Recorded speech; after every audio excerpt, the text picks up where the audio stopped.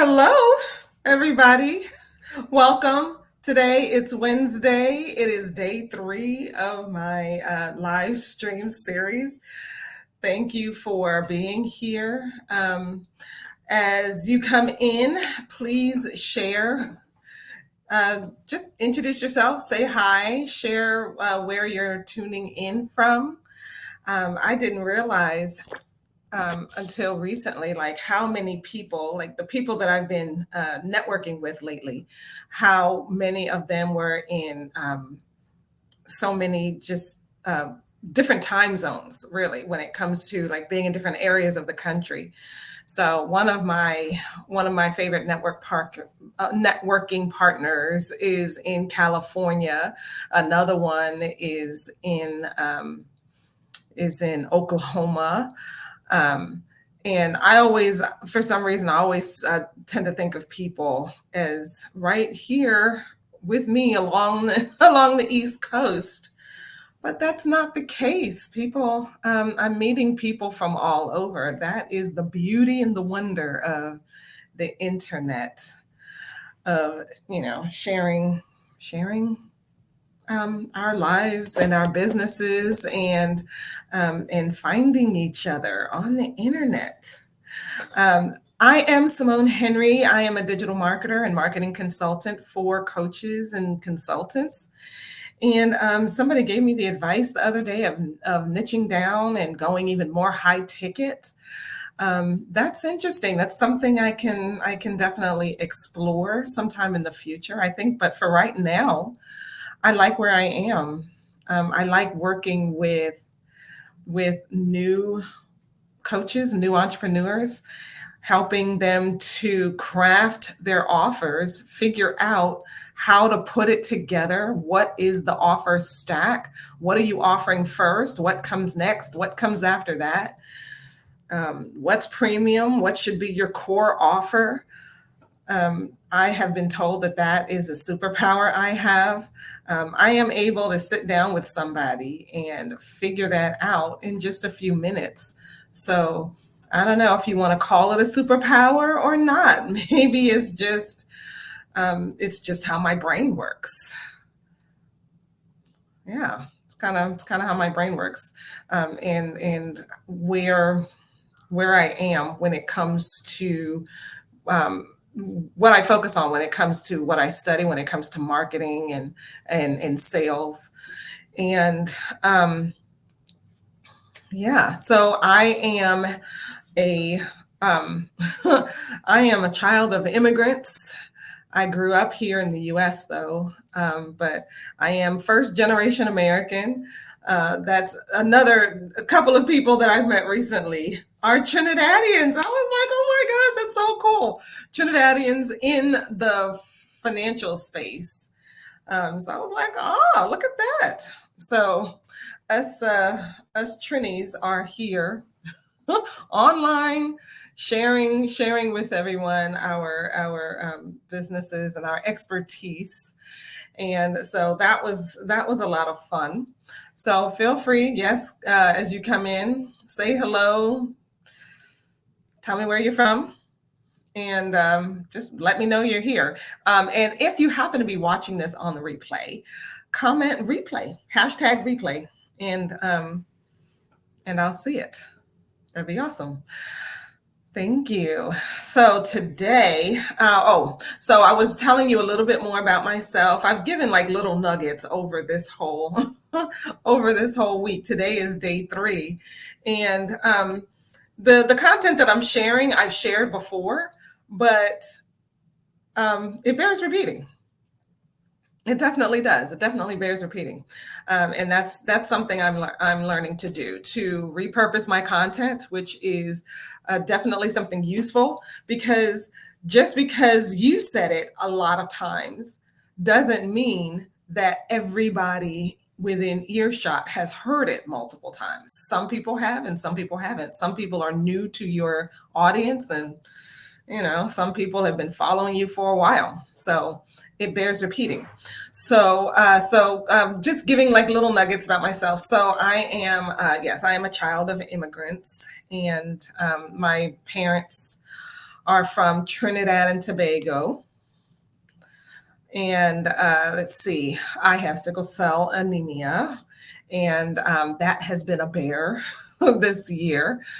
And one of the things that I've been sharing over, I guess, over the past couple of years, like September is Sickle Cell Awareness Month, and I like to share at least one thing, I guess, that has affected me as a person living with sickle cell.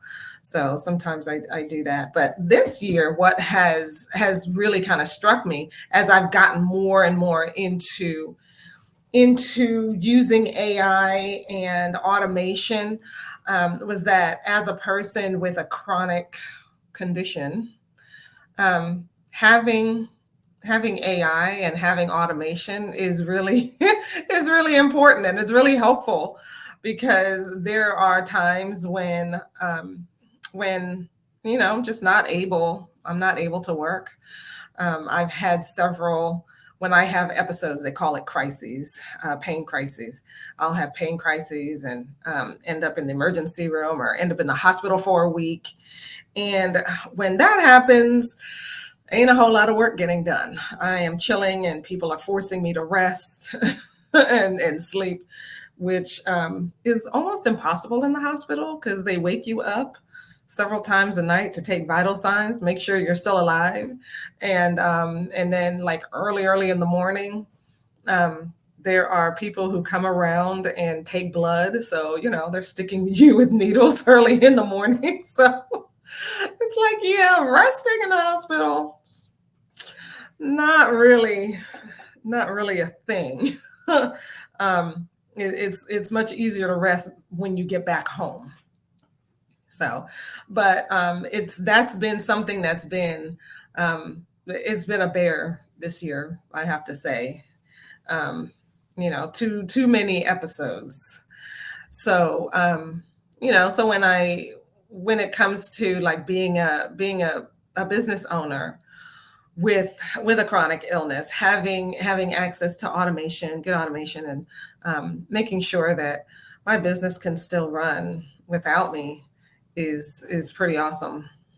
It is pretty awesome. Let's see what other nuggets. I'm a Star Trek fan. I watch all of the movies and all of the series. I'm very much looking forward to Discovery coming back. I really like that show. And and looking forward to what they do with the legacy era.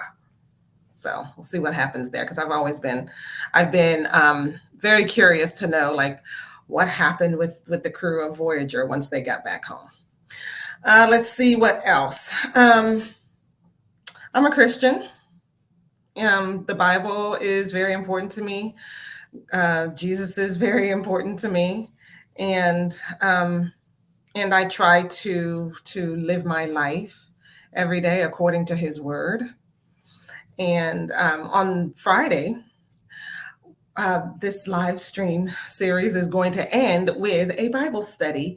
And we're going to talk about what God says about business and about money and running a business, and whether we should even be thinking about money or wanting to have lots of money. We like to say when people are really, really rich, we like to say they're filthy rich. But is that really true? Is that really true? Is it wrong to want to be rich? Or is it okay? Let's talk about it. That's definitely something we should talk about. Let's see, what else? Any other nuggets? That's pretty much it. That's pretty much it. I come from a small family. I mean, my mother came from a big family, but we grew up with just a few of us. So I really do love people and being with people. And my personality has changed quite a lot over the last few years. I grew up very shy, and now, if you haven't noticed, sometimes it's hard to get me to shut up. I didn't used to be a talker, but now I am. which is, and it's so funny because my older sister has a friend who knew me back when I started high school. And, we kind of came together one day at my sister's house, and, she was looking at me up and down. She was like, I can't believe you're the same person. You were so shy in high school. Like you never said a word. It's so funny how things and times and situations just change you, and you become different. But that's what we're supposed to do, right? Over time, we're supposed to grow. We're supposed to change. We're supposed to get better. We're supposed to get better, and I think in that way, I am better. So I am thankful for that. Um, yeah. So you are here to hear about this topic about renting versus owning in the online space. So I've talked about this a couple of times, but it bears repeating because I meet so many people. I meet a lot of people really who don't really necessarily get it when it comes to owning your online space and protecting your brand, especially if as a brand you go by your name. And this is one of the things that I've been concerned about for a lot. I have been the type of person to want to protect my brand very, very closely, and keep keep everything in house as much as possible. Like back when I was using Acuity, which is a calendar software just like Calendly. Everybody uses Calendly. Like very few people use Acuity, which is very interesting. Um, but yeah, back when I was using Acuity, one of the things that I made sure I did was when I wanted to have somebody schedule a call with me, I embedded that calendar on a page on my website. I didn't want to send people off to another URL, which is your website domain name. I didn't want to send them someplace else. I wanted to keep them on my website. Another thing too was also that I wanted to make sure that everything looked uniform as much as possible. It was hard to do that when I was using WordPress plus ConvertKit plus Acuity, and a couple other things, because every platform has its own different styles and formats and all kinds of stuff. So it was hard to do that.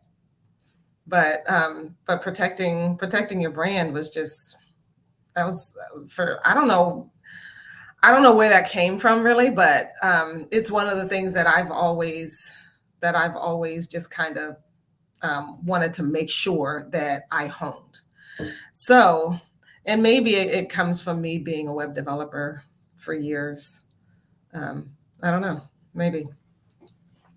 Anywho, so the story is how this idea of renting versus owning even came up in my brain was because I was working with a company, myself and my partners, we were working with a company that needed to update their website. Actually, we didn't update the website. We redid it. We redid the website and got them a new website. So so we redesigned the website, and came to a point when we were ready to launch. And so we needed to, the final piece really was bringing over the content that was on the old website, and bringing that over to the new website. And I went in there to the back office and was looking around at where the content was. We could see the content, but there was no option to download it, no option to download that database, which was very disappointing. So then we said, okay, well, let's go to the company and ask them to give us a CSV file that we can then upload into our new system. Well, the company said no. According to our terms of use, we can give you the last 30 days, but all the rest of it, no, we're not going to give you that. And I quickly realized, oh my goodness, we're in a rent versus own situation, because as it turns out, that the host they were using didn't charge them anything. It was free. It's free hosting. And so, and then I remembered this quote from a mentor that said, if you are not paying, you are the product. So if you're not paying for something, there is an incentive for the company to give you access to their services for free. They're getting something for it. They're getting something from you being on their platform, using it, providing your content, sharing content back and forth. They're studying you. They're studying the content that you're posting. They are, and they're also using it because they're a company, they're running a business. They do want to make a profit. So they're going to be using what you're posting and what you're putting out there to enhance the product for their paid customers. So when you look at Facebook, that's exactly what's happening on Facebook and on LinkedIn and Instagram and TikTok and everywhere else. What happens is the platform will allow you to come in for free, share, post, use their platform as much as you will, invite all your friends to come in and use the platform, meet people, make friends, talk to people, all of that. And they're studying all of it. And they're using that data to then enhance the services, the paid services that they are offering to the people who pay. It's not to say that there's anything wrong with that. They're a company and their product is their product. But what we need to pay attention to is that, are we the product? Do we know what it is we're doing? Do we know what's going on with our content online? Do we know what's in the terms of services? A lot of times we will log on to a platform. We won't read the terms of services. We'll just check and say, yes, I read it, and continue. Why? Because we want to use the platform. We don't want to, we don't want to waste a whole lot of time with reading, 15 pages of legalese, right? So we skip that and we just join. But sometimes what we are missing out on is the fact that we don't own the data that we post on there. And depending on the platform, like Facebook will let you download your stuff when you leave, but it's still not the same as you owning it because, they're still able to use it. Once you're gone, you can download a copy. You may not download the original. So you'll know what you posted, but you won't necessarily, you don't necessarily, have all of the copies, right? And every platform isn't like that. Every platform, some platforms are going to let you leave, but you have to leave your stuff behind. So you're gaining access. In other words, you're renting, but you're not owning the platform.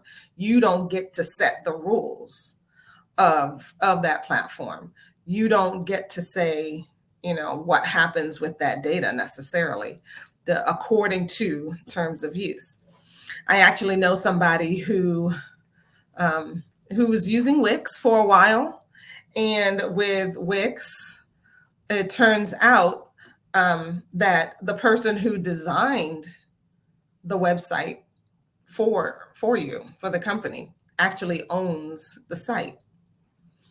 So you as the business owner with your name on the website everywhere isn't necessarily the owner in their eyes.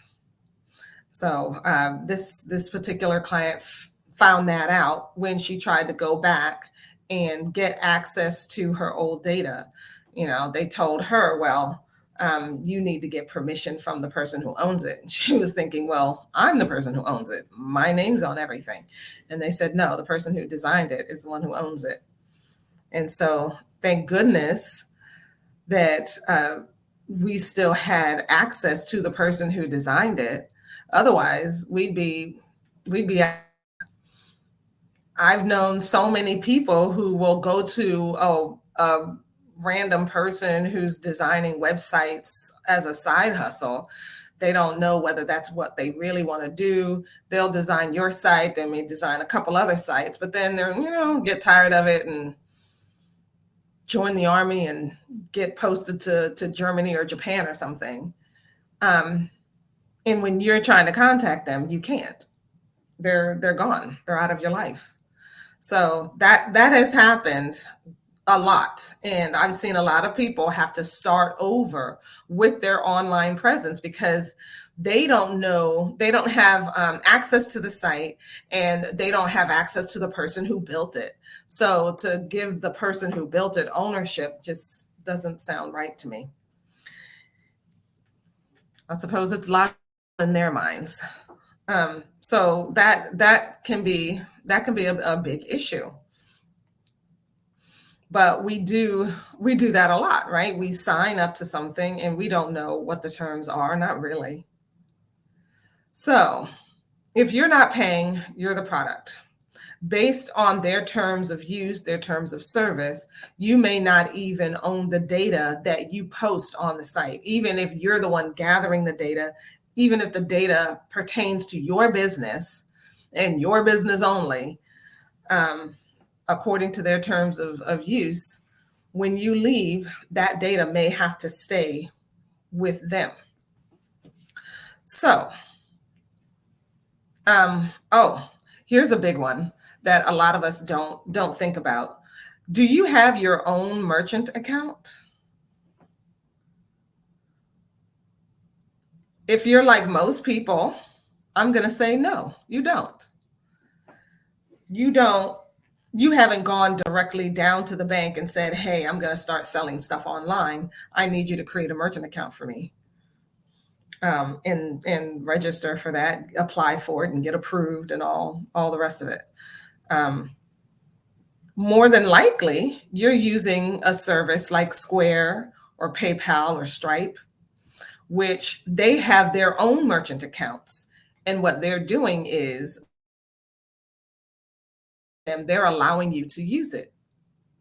You're renting access to somebody else's merchant account. Well, I heard recently that Stripe is preparing to go public. They're about to release an IPO. So what that means is, as a public company, their books are going to be open. They're going to allow the general public to buy stock in the company. And then that means that they have a lot more rules to follow when it comes to the SEC. So when that happens, when the books open, they're going to be a lot more strict about who they offer services to when it comes to people using their merchant account, because they want to make sure that the people using it are on the up and up, and they want to make sure that they look good. So I've been hearing that a lot more people than normal have been kicked off the platform, and they're not able to sell their goods and services using Stripe because they were kicked off. So that's something to be aware of too. PayPal and Square, the same thing. I heard years ago that I used to work with musicians, and I heard years ago that with musicians, Square was locking a lot of musicians' accounts because they saw them as fraudsters. And they have they have the right to do that according to their terms of use. If they see transactions that look to them like they're suspicious, they can lock those accounts and lock you out from accessing the money that you've already charged, and not allow you to charge any new money. So that's a problem, right? So what can we do about this?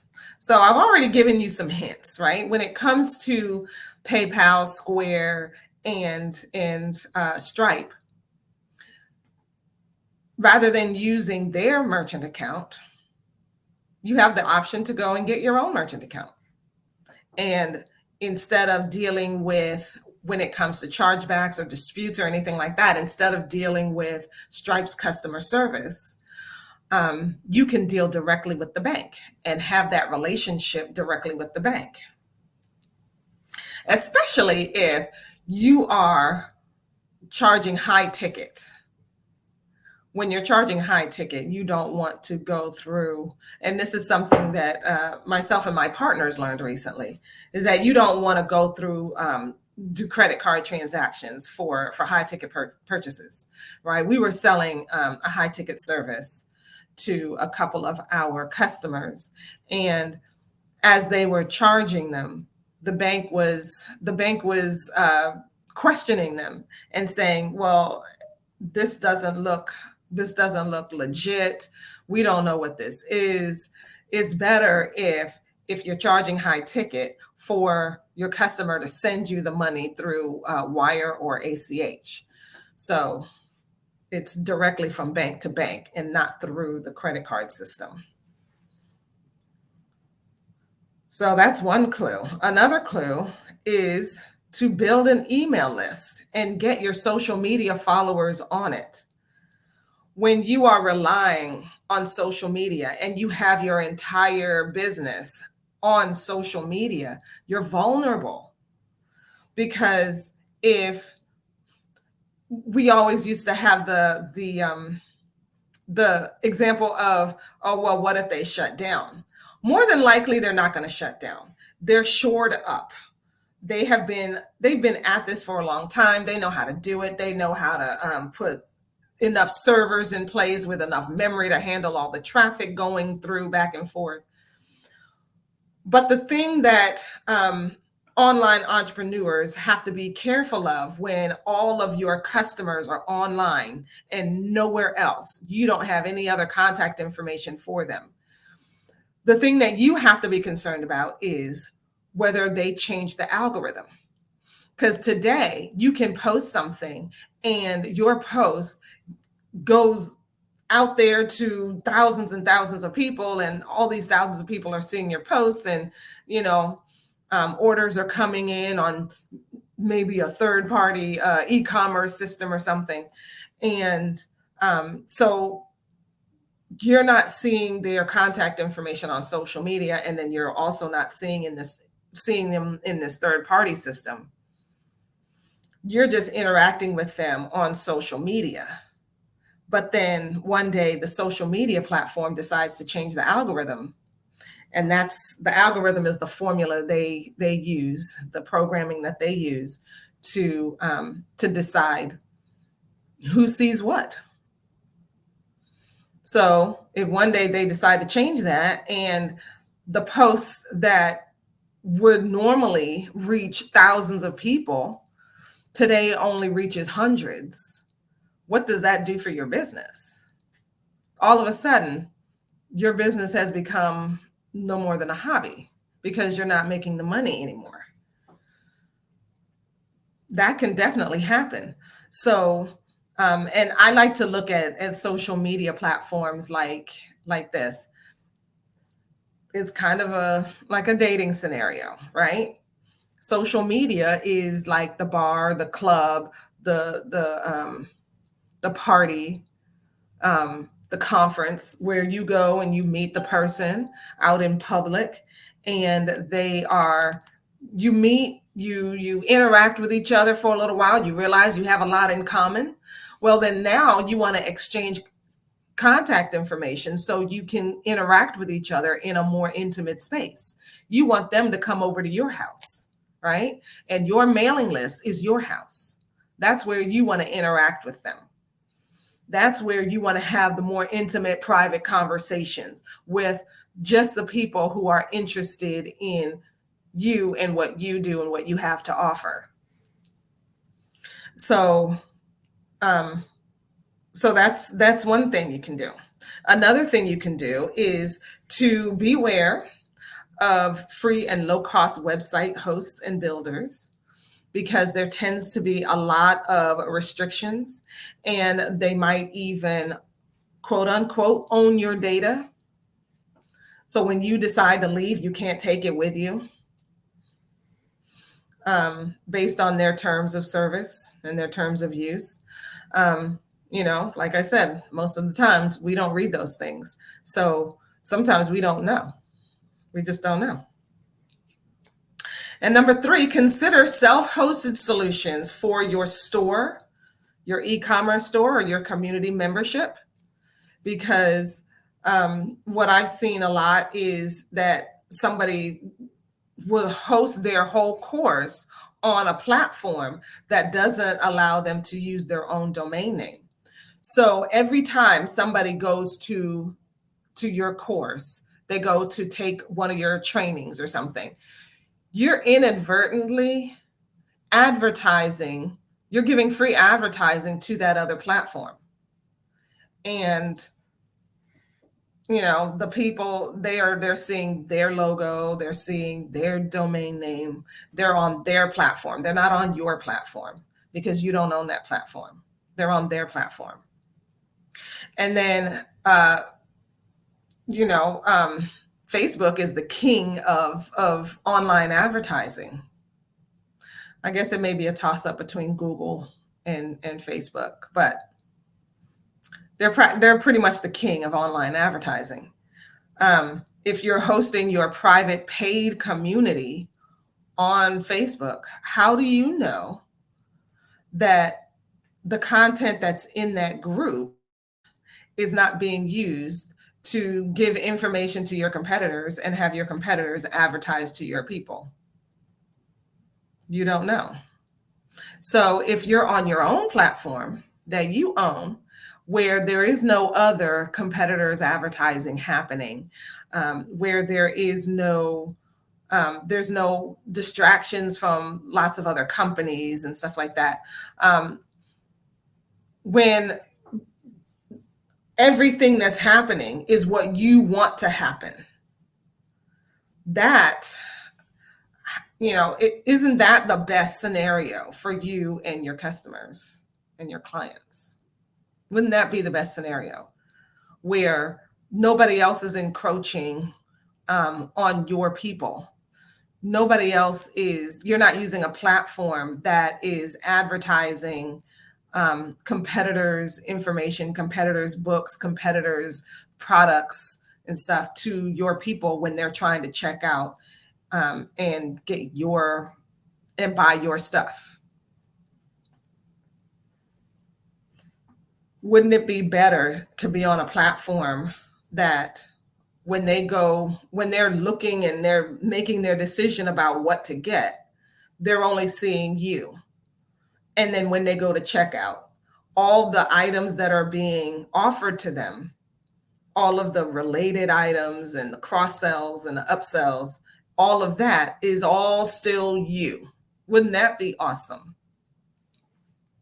I know for me, I gave up, I've seen like Squarespace and Wix and some of these other platforms for a long time. And I never really liked them because they have a lot of restrictions.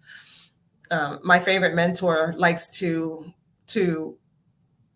sell his book on his own funnel, on his own website, because on Amazon, they keep the information of the people that purchase. And then they also have rules about how much you can charge.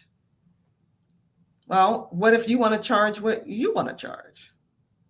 So isn't it better to have your own space where you're selling your own stuff?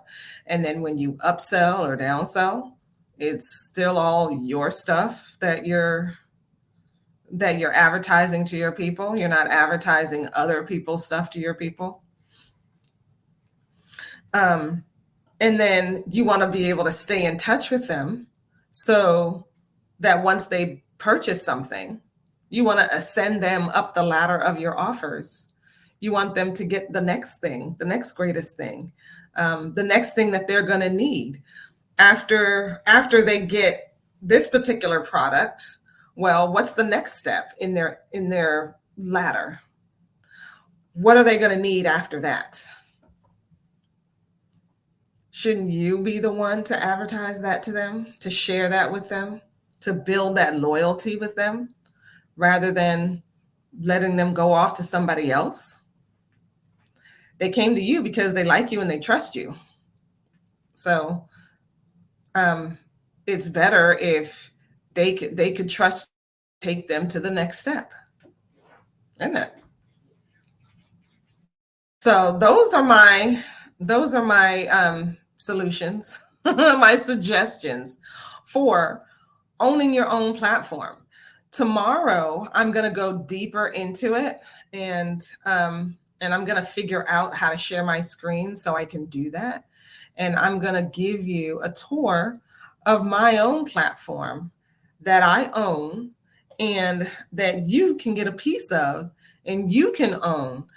And when it comes to your website and your funnels and your online presence, your automation, all of it, it's all going to be you. It's just your logo. You're not advertising for anybody. It's all you. Everything is together in one system. It all works well together. So I'm going to show that to you tomorrow. So thank you for being here today. I think that is it for me today. Today was a short one. Today was a short one. So if you are watching this on the replay, type in hashtag replay. Let me know you watched it and comment your biggest takeaway. What did you already know? What did you not know? Let me know. Or ask any questions you want to ask. And I will see you tomorrow. And push the button. Push the button. There we go.